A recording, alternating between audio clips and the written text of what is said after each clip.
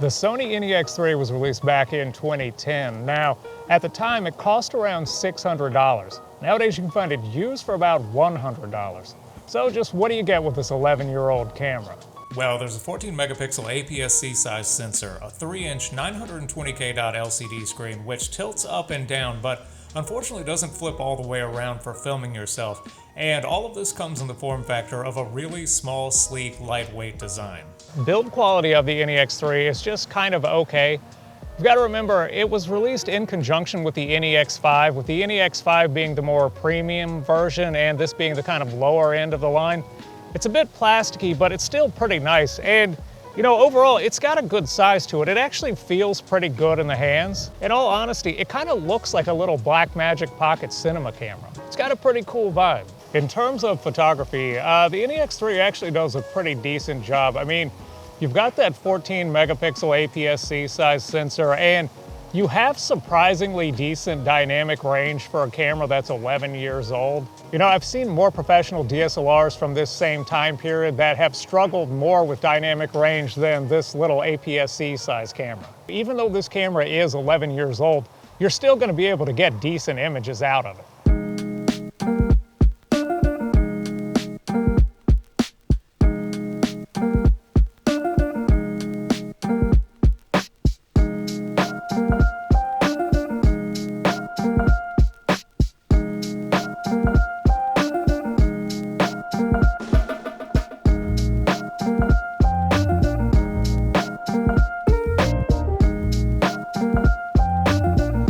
Now, in terms of video, the Sony NEX-3 does 720p at 30 frames per second, and that's it. That's literally all you're getting out of this camera. You know, it's not that bad given what it is. You know, you put a decent lens on here, like a Sigma 30mm f1.4, and you can get some okay looking footage, but that 720p is just, it's a real limitation. I mean, there's no two ways about it. There's no getting around it. It's 720p at 30 frames per second.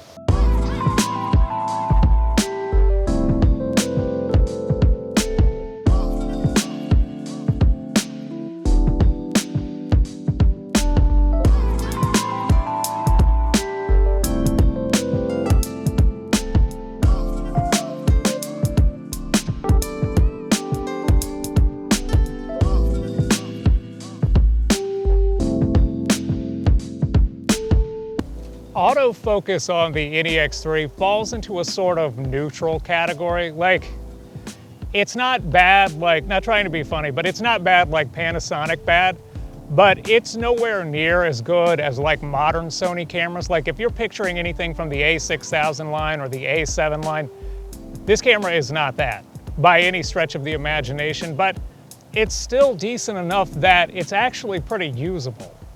So, of course, that brings us to the obvious question.